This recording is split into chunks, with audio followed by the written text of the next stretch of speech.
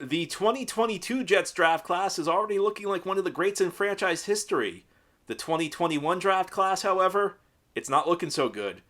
Today we're going to talk about what it will take for the Jets draft class of 2021 to turn things around ahead on the Locked On Jets podcast. You are Locked On Jets, your daily New York Jets podcast. Part of the Locked On Podcast Network, your team every day.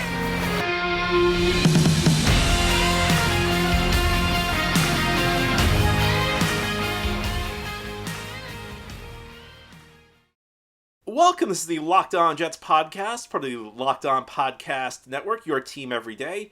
It's Tuesday, May 16th, 2023, and I'm your host, John B. from GangGreenNation.com, thanking you for making the show your first listen or first watch every day. Subscribe to the show for free on YouTube or wherever you get your podcasts so that you'll get new episodes as soon as they are posted. If you're listening on a podcast source, please give the show a 5-star review. If you're watching on YouTube, give this episode a big thumbs up. These things help the podcast out and help other Jets fans find Locked On Jets. Today we're going to talk about the Jets 2021 draft class, a draft class that began with so much promise and really has not lived up to it in the first two seasons. What will it take for this draft class to turn things around?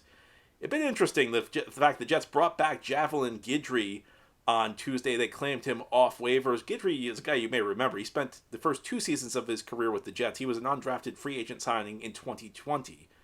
And the 2020 Jets draft class is looking really bad right now. I mean, there's no other way around it. Mekhi Becton barely played. Denzel Mims has not panned out at all. Ashton Davis is nothing more than a special teamer. Jabari Zuniga is gone. You have a bunch of fourth-round picks, none of whom are really panning out. Unfortunately, Cameron Clark got injured. James Morgan, LaMichael Pirine, though, are really not players in this league. Bryce Hall gave you like one decent starting season. Braden Mann is gone. It's just not a very good draft class. The Jets did get Bryce Huff as an undrafted free agent that year. He looks pretty good. You know, he's a good situational pass rusher. Javelin Guidry is an okay depth guy in special team, but the 2020 Jets draft class, even this time last year, was not looking very good. The 2022 Jets draft class looks fantastic. You have two rookies of the year. You have Breece Hall, who looks like a star running back in the making. You got a couple guys who could be players in Jermaine Johnson and Michael Clemens. Jeremy Ruckert, Max Mitchell, we'll see how they pan out. It looks like an excellent class. Between those 2 years is the 2021 Jets draft class. And that class began with so much promise. And part of the reason it began with so much promise is they drafted a quarterback second overall, Zach Wilson. And the fact Aaron Rodgers is here really tells you all you need to know about how things have gone for Zach Wilson. With all due respect to Aaron Rodgers, who is arguably one of the 10 greatest quarterbacks to ever play in the NFL, he would not be here in a situation where the Jets were happy with what they got from their young quarterback, Zach Wilson. Beyond that, the Jets had another player that they drafted earlier that year, Elijah Moore, who's already gone. Elijah Moore, who we can call him a bust because he's gone. And it's unfortunate because a year ago, as recently as a year ago, a lot of us were very excited about his potential. We were wondering if he could be the next star receiver for the Jets. Well, as it turned out, the Jets would have a young receiver go on to stardom in the year 2022. It was just Garrett Wilson, not Elijah Moore. So when you miss on two top 35 picks, it makes things tough for a draft class to pan out. However, despite the reality that this draft class is probably never going to be looked back as a great draft class, there still is time for this 2021 group to at least turn into something credible. And part of the reason for that is that even though the Jets missed on Zach Wilson, and listen, when you miss on the quarterback second overall, there's nothing that can really completely salvage the draft class. The Jets did have a second first-round pick in that year, and that was Alijah Vera-Tucker. And now there's a lot on Vera-Tucker because not only did the Jets miss with their most important pick, second overall, the quarterback, they also missed with pick number 34 that year, Elijah Moore, at wide receiver. So if you want a draft class to be remembered as something credible, you need that second first-round pick to really hit. And to his credit, I think Alijah Vera-Tucker, through the first 2 years, has given you more good than bad, especially last year. Last year's, I always think it's tough when you move an offensive lineman in season. I think it's different. I think maybe we overhype how difficult it is for a lineman to move from season to season because you get a full training camp. You know, Mekhi Becton, who was trying to move last year from left tackle to right tackle, I don't know that it was as big of a deal maybe as we made it out to be because he was going to, at least in theory, before he got injured, get a full year of training camp under his belt. Alijah Vera-Tucker had to move from right guard to left tackle to right tackle in the span of a couple weeks because of injuries. The Jets were so banged up at tackle last year. In fact, they tried to avoid moving Vera-Tucker to tackle. They even put the rookie Max Mitchell out there when Mitchell was really not ready to play. Of course, Vera-Tucker suffered a season-ending injury in Denver, a game that the Jets won. It was actually their fourth straight win in 2022. It got their record to 5-2, but it was a very costly win because they lost Vera-Tucker and they also lost Breece Hall. Vera-Tucker had been a really valuable player to that point for the Jets. And there are a couple things the Jets will need from him.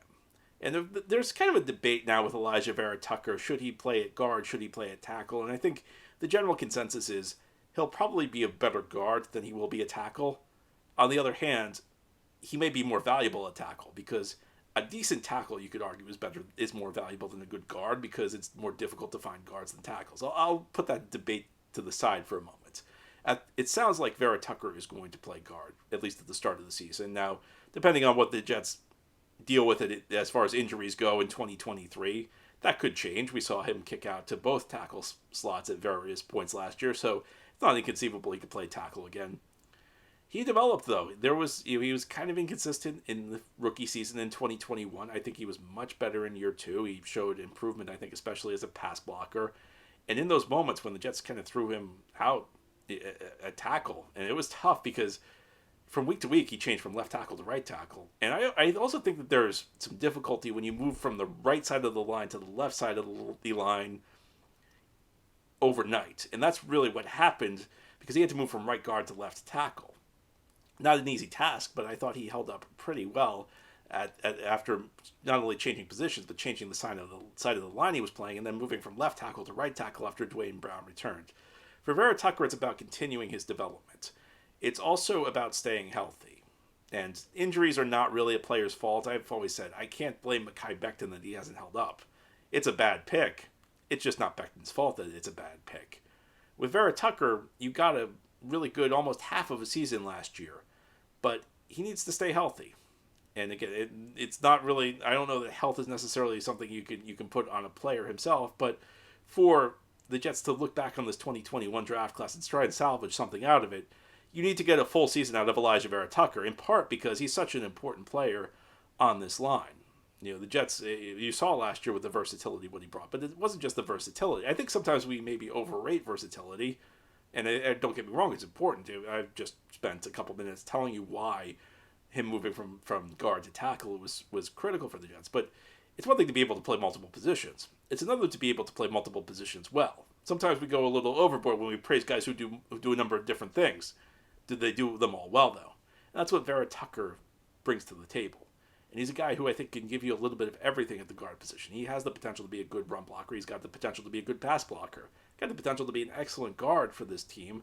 And he showed signs that he was developing into one last year in a situation that could only be described as difficult because even before the injuries, the Jets were constantly reshuffling their tackles. You know, Becton goes down, so they bring in Dwayne Brown. That means George Fant moves from the left side to the right side. Then they have to reshuffle it again. Max Mitchell goes to right tackle. Vera-Tucker was playing next to a revolving door of tackles while he was at right guard. And it was a revolving door of tackles that really were not very good.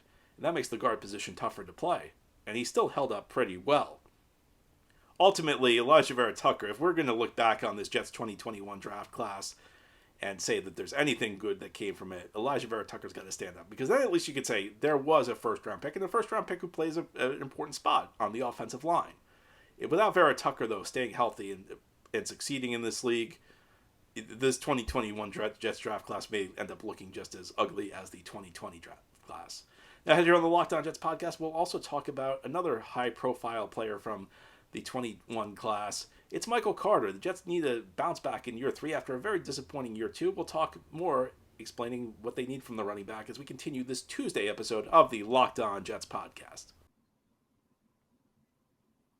Today's episode of Locked On Jets is brought to you by FanDuel Sportsbook. I know Knicks fans, it's tough. The Knicks were eliminated from the NBA playoffs. Now you have to watch two rivals in the Eastern Conference Finals. You've got Boston, you've got Miami. Then out west, you've got LeBron taking on Nikola Jokic and the Denver Nuggets.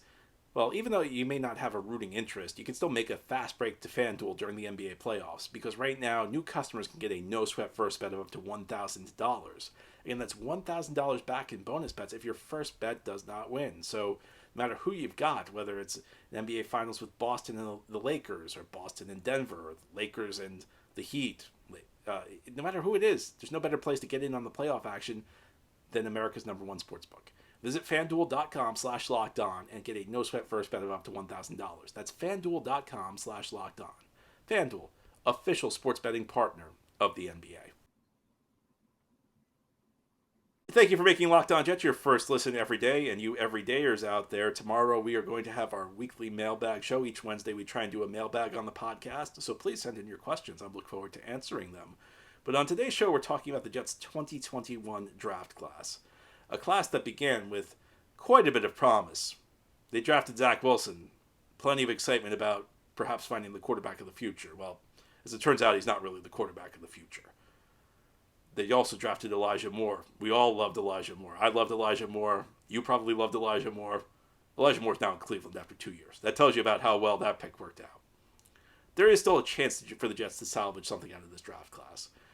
I think one of the keys is maybe the key is Alijah Vera-Tucker developing into a quality offensive lineman, whether it's guard or tackle for the Jets. The Jets also drafted Michael Carter at the top of the 4th round in 2021, and that pick was widely viewed as a great value. Carter was viewed as a consensus day 2 pick a couple of years ago when he came out. And that first year, I thought he played pretty well. I was viewing him as a #1 back for the Jets. And in fact, I was saying he showed you that you don't necessarily need to invest a ton at the running back position. The fact you could get a Michael Carter in the 4th round, a guy who profiled as a #1 back, showed you how much easier it is to find running back than it is to find a player at almost any other position. Well, year 2 came around, and I was expecting Michael Carter to take a back seat to Breece Hall because Breece Hall is a star-level back. In fact, Breece Hall is the type of back I make an exception for. Everything I just said about not investing big at the running back position applies for most backs, but not a back like Breece. So I felt like Carter would kind of move to the sidelines. I think a lot of us viewed him as being a compliment to Breece. Then Breece gets injured, of course. And Carter just doesn't do a whole lot. Carter ends up getting benched near the end of the season. He ends up sitting on the sidelines as Bam Knight, an undrafted rookie, takes over for him. And the Jets, I think, maybe gave Carter a bit of a vote of no confidence when they drafted Izzy Abanikanda, running back out of Pitt, in the 5th round this year.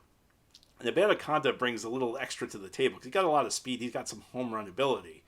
So now if I'm Carter, I'm looking at this. I got Breece, who's coming back, who may be on a pitch count early in the season. Under a normal circumstance, maybe that gives me more of an opportunity to prove myself. But now you've got Abanikanda in the backfield. You've got Bam Knight, who he was losing snaps to the end of last season. Michael Carter was even losing snaps to Ty Johnson, who's no longer here.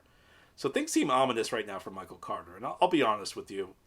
Whenever I see a player have an okay rookie season and then it all falls apart in year 2, there are very few examples that I can think of a player bouncing back from that. You know, we always like to think these are young players that you'll recover from a bad season, but it feels like year 2 almost always makes me reassess year 1, and frequently what I find is that year 1 was not really as impressive as I was expecting it to be.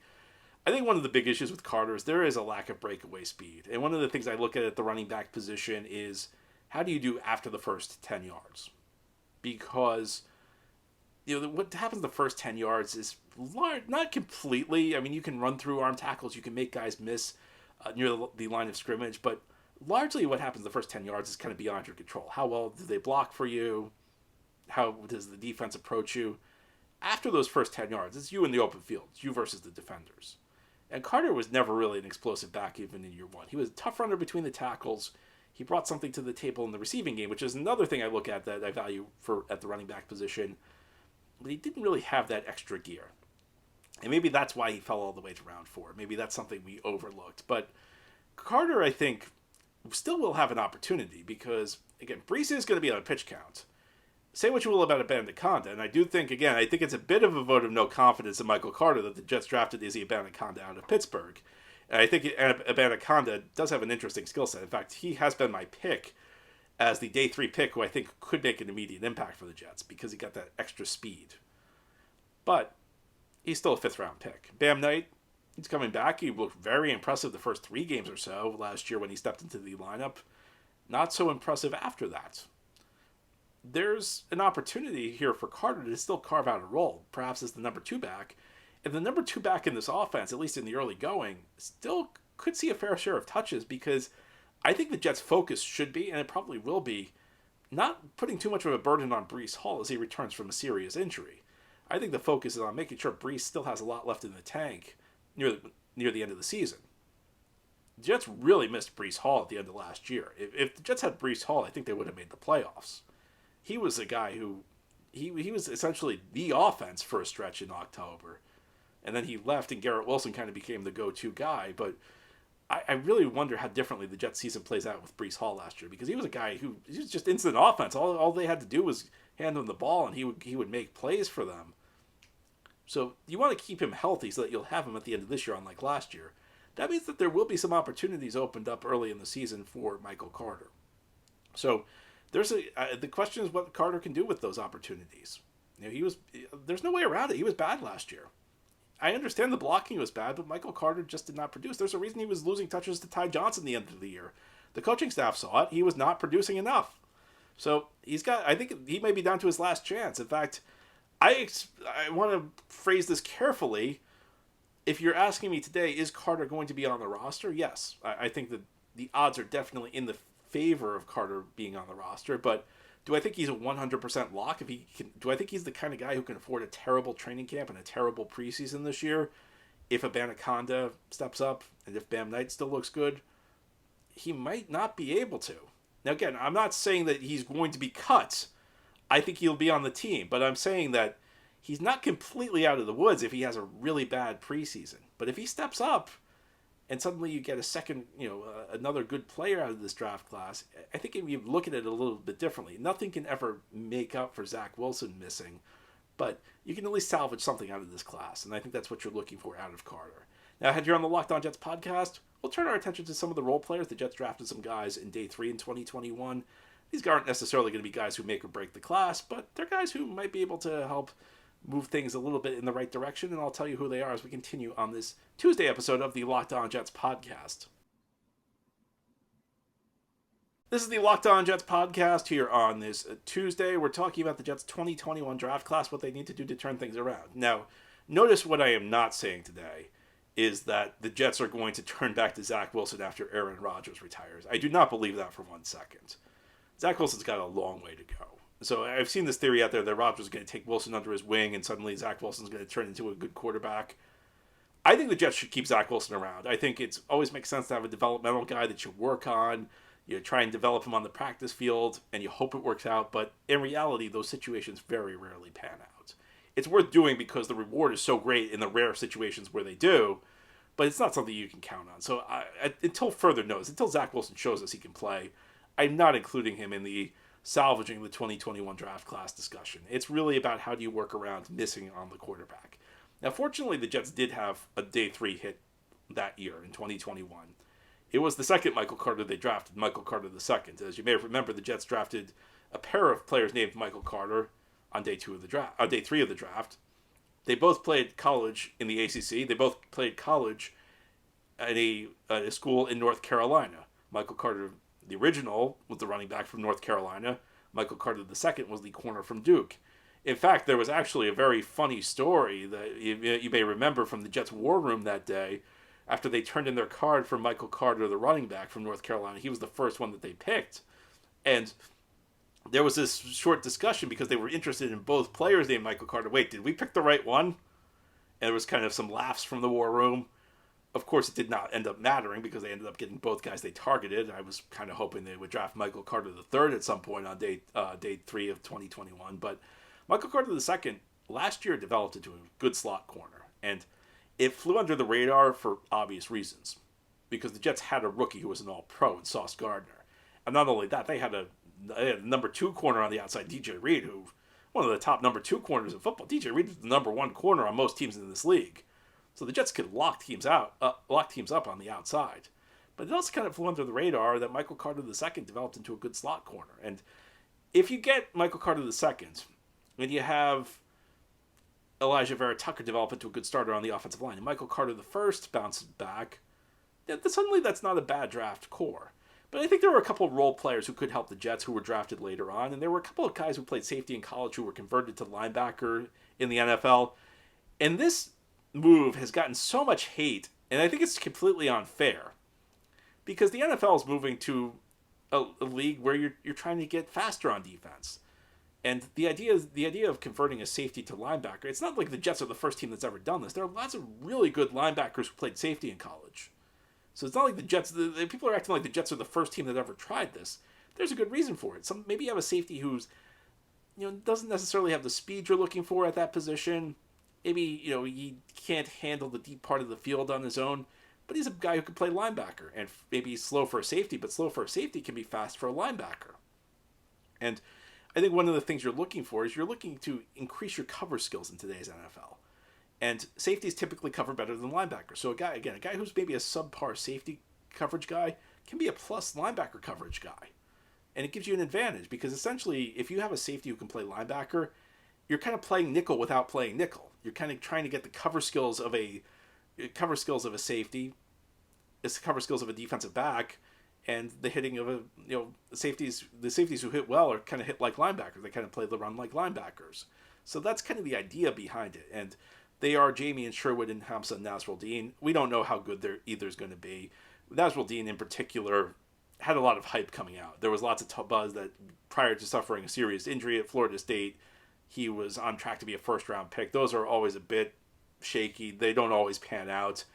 I don't think he's done a whole lot to prove that in the NFL, or maybe the injuries just impacted him that much. But one thing about Nasruddin, he plays special teams a lot. The Jets love playing him on special teams.